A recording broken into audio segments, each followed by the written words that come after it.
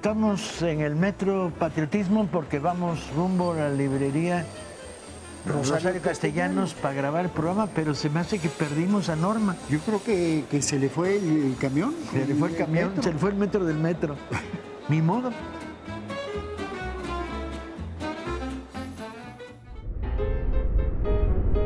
A petición de los que han estado viendo los primeros programas de esta serie, decidimos hacer un repaso de las novedades que a lo largo de este año había publicado el Fondo de Cultura sobre estos temas en la colección popular. Entonces vamos a hablarles hoy de algunos libros que nos parecen apasionantes, interesantes, muy amenos, para recomendar su lectura dentro de la colección popular. Yo empezaría con las dos novelas que produjeron el colectivo italiano Guming. No, bueno, esta primera, Lucero del Alba, es una novela portentosa. Es una novela que narra el regreso de los combatientes de la Primera Guerra Mundial que regresan a la universidad y se encuentran ahí grandes escritores que están a punto de, que están escribiendo sus obras, pero además cruzada, tramada por el conflicto de la gran carnicería que fue la Primera Guerra Mundial. Y ahí encontramos a Robert Graves, que está escribiendo su autobiografía, Adiós a todo eso. Adiós a todo eso, que es su historia de las trincheras. Y la masacre de las trincheras de la Primera Guerra. Encontramos libro. a Tolkien, que está escribiendo El Hobbit. El Hobbit. Y encontramos a C.S. Lewis, que está escribiendo Narnia. Las crónicas de Narnia. Y encontramos a Lawrence de Arabia. Thomas Lawrence, que está haciendo Rebelión en el desierto. Los 7 pilares de la sabiduría. Y que es lo que le piden que haga para contar, porque él es un héroe controvertido y un héroe cruzado por la contradicción. Y todo eso dado en que además fue cierto. Todos ellos se encuentran en la universidad, coinciden y empiezan a hablar de lo que fue la Primera Guerra Mundial, de sus conflictos personales y de sus historias que están a punto de Una novela fascinante si sabes la clave, y la clave es quiénes son estos 4 personajes, porque incluye el debate sobre el renaciente feminismo y la voluntad del voto femenino, el debate sobre el socialismo, el debate sobre la terrible tragedia que fue la guerra de trincheras en la Primera Guerra Mundial, por la que todos están tocados, todos tienen hermanos, vivieron muertos, y cómo van encontrando en la literatura el punto de salida. Y la identidad sexual también. Y bueno, evidentemente en el caso de Lawrence, la crisis de su condición de homosexual oculto y cautivo por los prejuicios de la época. Una novela apasionante, Lucero del Alba, que yo creo que es de lo mejor que hemos publicado en este último año. Y luego los propios Guming publican con nosotros una segunda novela. Que es Altai. Sí. Es una novela ubicada en los grandes combates en Venecia. Sí. Trata de un cazador de espías, un agente de contrainteligencia de la Serenísima República, que lo que está buscando y a quienes está persiguiendo son a los judíos. Sí. Porque los está... Y a los espías turcos. Y a los espías turcos, que son el enemigo inmediato. Y ahí se da el gran conflicto. Hay una explosión, un incendio, y este que era el héroe, el perseguidor, se convierte en el perseguido. Y una transmutación. Y todo ello en vísperas de la batalla de Lepanto, que está a punto de producirse. Y todo ello en vísperas del sueño judío para crear un reino en Malta, que es uno de los delirios de las comunidades ricas, de los judíos que están del lado del imperio turco. Una novela de aventuras apasionante, muy divertida y muy amena, que gira en torno a un personaje tan atormentado que no puedes dejar menos que quererlo. Hay que leerla. Altai es una gran novela de los Guming, la segunda que hemos publicado. publicamos una novela singular, escrita por el novelista alemán muy activo, Jürgen Alberts, se llama Landru. Landru cuenta una historia que en el pasado fue extremadamente conocida y popular.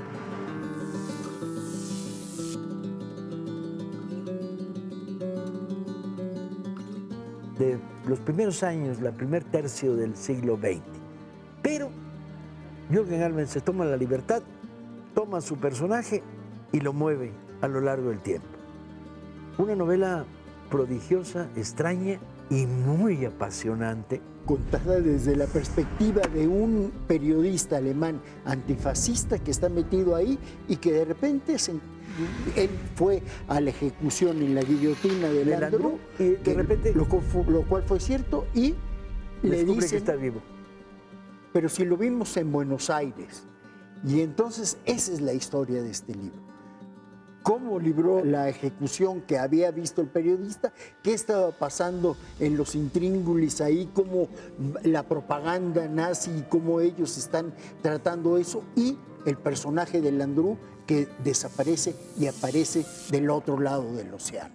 Jürgen Alberts se hizo famoso por un libro que se llama Fátima, donde cuenta la historia de cómo un mago judío inventa el milagro de Fátima en el Portugal fascista de la época de la Segunda Guerra Mundial. Está en las calles ya, Weekend en Guatemala. Sí, Weekend en Guatemala, que es unos relatos muy de combate de Miguel Ángel Asturias. Él escribe estos relatos a partir de la invasión estadounidense en 1954 a Guatemala para imponer a Castillo Armas y deponer al presidente Arbenz. Y todo lo que relata aquí es absolutamente real. Es una de sus tomas de posición muy claras. Habría que recordar que uno de los hijos de Asturias fue comandante guerrillero actualmente y que él tenía un compromiso enorme con eso. Weekend en Guatemala nos platica esa historia en la que también fue partícipe el Che, en la que también muchos de los exiliados guatemaltecos que llegaron aquí terminaron en México, Cardosa y Aragón, Tito Monterroso, en fin, todos ellos llegaron a partir de ese golpe que fue la guerra, decían, de Mamá Yunay, de la United Fruit, porque era lo que estaban defendiendo los gringos. Los grandes monopolios de las plantaciones de fruta en Guatemala. Y que Arbenz tenía la decisión de repartir la tierra y eso nunca se lo perdonaron. Invadieron Guatemala y impusieron a un dictador.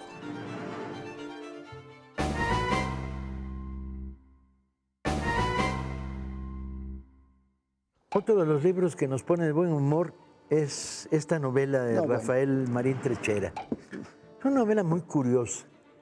Es una novela de aventuras, muy de aventuras, que se sitúa en la época del Cid Campeador, en la España convulsa de la confrontación entre las taifas árabes, los mundos en ascenso cristianos desde Castilla y León, pero no es eso lo que está en el fondo. Ahí está el Cid y aparece el Cid Campeador y es personaje, pero el personaje central es un mago, un juglar, que empieza... que es un Vivales y un Gandaya y que trata de sobrevivir en este mundo convulso, pero además que toca queriendo y sin querer. Yo le diría que son los dos grandes materiales literarios que ha encontrado Rafa Marín Trechera, que es la magia judía, la magia cristiana y la magia árabe. O sea, dice, aquí hay un mundo subterráneo en el que actúan estos niveles de magia vinculados con la lucha armada, la guerra, la política, etc. Y es una novela deliciosa. bueno, y el personaje en sí es una maravilla, porque es un tipo que se la vive en las tabernas, que de lo que vive es de hacer trucos de magia, de prestidigitación, dónde quedó la bolita, de jugar cartas, de eso, pero cuando se ve acorralado, recurre a su gran prodigio, que es un ser tocado por la magia. Y todo lo que relata está tan bien narrado que se vuelve absolutamente verosímil, ¿no? La resucitación de personajes, en fin, es un gran libro que van a gozarlo mucho, y yo creo que van a aprender mucho también de esa parte de la historia, porque está muy bien contada también la vida cotidiana de esa época. Hemos publicado instantes de nuestro desaparecido y querido amigo Gerardo de la Torre, que es una serie de crónicas que Gerardo tenía guardadas y que antes de morir le ofreció al Fondo de Cultura para su publicación. Algunas de ellas claves para esta época, ¿no?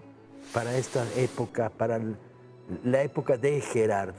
Gerardo, trabajador infatigable de la palabra escrita, guionista de cómic, guionista de televisión.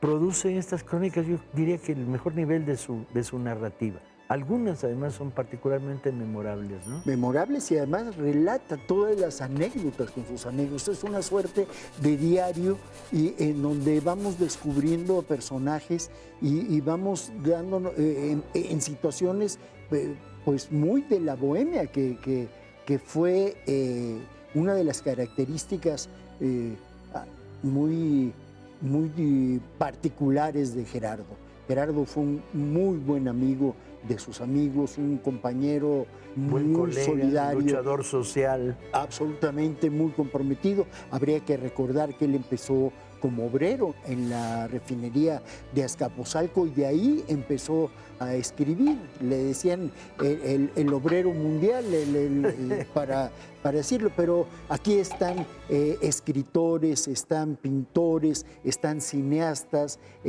toda la gente con la que tuvo relación Gerardo está retratada aquí de una manera muy brillante, muy entrañable, muy personal y muy cercana, amorosa. Quizá la crónica más potente del libro es la historia del momento en que es enterrado Pepe Revueltas. Claro, que él vive directamente. En el Panteón Francés, cuando llega Bravo Aguja y quiere dar un discurso, él era el secretario de Educación entonces, quiere dar un discurso y lo interrumpen y le dicen, no, esto no puede ser.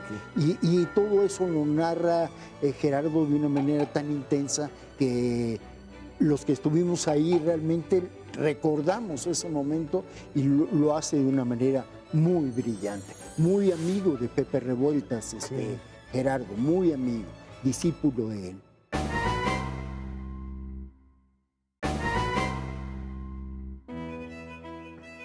Otro de los libros que nos provocó un gran placer editar y que tenía una fuerza particular son las dos primeras partes de una trilogía.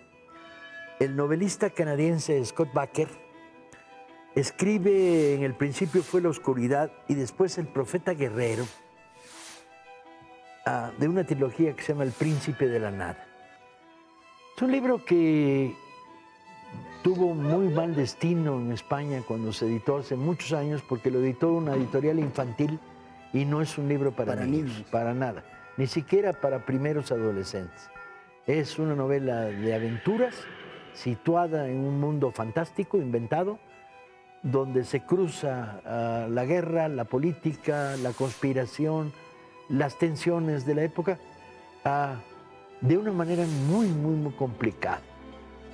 Tienes desde una campaña del norte hacia el sur de este reino, las contradicciones internas, la participación de las escuelas de magia, los momentos de oscuridad que se producen tanto en el norte como en el sur, el surgimiento de príncipes guerreros, la complejidad de los conflictos políticos. Cuando el libro se presentó en la Semana Negra de Gijón, que fue cuando conocimos a Scott Baker y cuando nació la idea de publicarlo más tarde en México, George R. Martin, el autor de Juego de Tronos, estuvo en la presentación y dijo, este es el gran libro de fantasía. Y lo es por lo barroco. Desde ahora les advierto, no es un libro fácil ni es un libro para adolescentes. Es un libro para lectores dotados de una gran curiosidad que les gusta el talento literario y la complejidad de las grandes historias. Y el personaje, que Anarosurimbor Kelhus, que es el príncipe profeta que viene de ese primer apocalipsis y que se van a acercar. Y son los grandes dilemas éticos también de esta civilización que inventa Scott Baker, un profesor universitario. Sí, con formación de filósofo. De filósofo que escribió estos libros como una suerte de divertimento, se los manda un amigo y el amigo queda deslumbrado y le dice, ¿y por qué no los publicas? Yo no creo que a nadie le interese. Y bueno, fue en un éxito rotundo, porque ahí sí encontró a sus lectores. Público lector. Sí, en su primera época. Tenemos además, ahí viene El Lobo, la novela de David Martín del Campo. David es conocido, autor mexicano con una obra grande publicada a lo largo de estos últimos años, en la que yo destacaría Alas de Ángel, probablemente su mejor novela, pero ahora aparece con una novedad, que es Ahí viene el Lobo, una historia complicada y al mismo tiempo muy sencilla narrativamente, que sigue la trayectoria de un fotógrafo nacido en Alemania, que tiene sus primeros momentos de gloria en la época del Tercer Reich, que termina exilado en México y aquí, por razones del destino, se vuelve fotógrafo ¿de qué? De moda, de oligarcas, de esposas de oligarcas, de... Y hace un libro de retratos, donde está María Félix, donde está Dolores del Río y donde está Esperanza López Mateos, la hermana del entonces candidato a la presidencia de la República. Y eso desata una persecución política que lo lleva, él piensa que lo van a matar, lo secuestra la Federal de Seguridad, pero de ahí se rompe eso de repente y se encuentra esta contradicción de este prismo y se encuentra con López Mateos, que le regala una cámara Hasselblad. De hecho, a Axel Moritz, que es el personaje, el fotógrafo de le dicen el Hassel.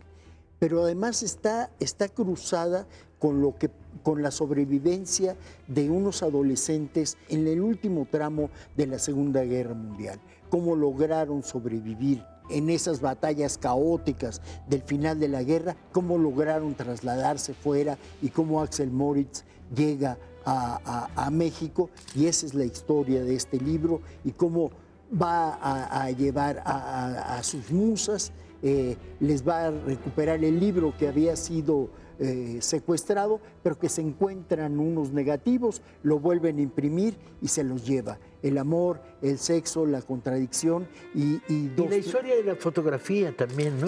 Porque es continuamente está reflexionando sobre grandes fotógrafos y grandes fotos, ¿no? Sí, las 12 fotos que marcan el siglo XX, porque va dando conferencias a lo largo del país contando esto, y mientras va entregando los libros a las musas que le quedan, que quedan vivas. Comienza con una tragedia fuerte y termina con otra tragedia igual. Curioso, si recorremos los libros que les hemos recomendado hoy, hablamos de una novela histórico-policiaca, Landru.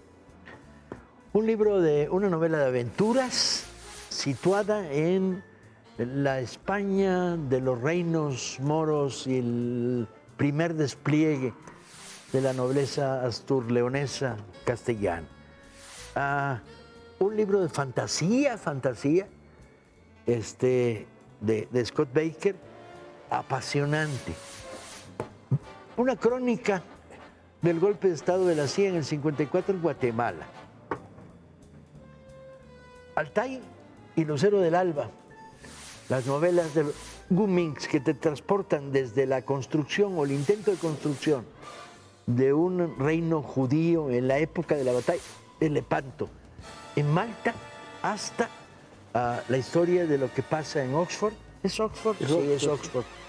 Donde se reúnen los grandes talentos que van a construir el corazón de la literatura europea en los siguientes años. Y que al ver lo que traen de la experiencia brutal de lo que fue la carnicería de la Primera Guerra Mundial, también empieza a entender, cuando sabes quiénes son, por qué escribirán lo que van a escribir. Un libro de Gerardo de la Torre sobre casi memorias, crónicas de los años 60 y 70. Y por último, la novela de Martín del Campo, Ahí viene el lobo. Cumplimos la misión que nos habíamos propuesto a petición de ustedes de darles un registro de alguno de los libros más interesantes que había publicado el Fondo. Como les dijimos en otros programas, saquen su lapicito y anoten su telefonito y tecleen. Y están a disposición de ustedes en todas las librerías del Fondo de Cultura y la red Educal. Hasta luego y nos vemos la próxima de este programa.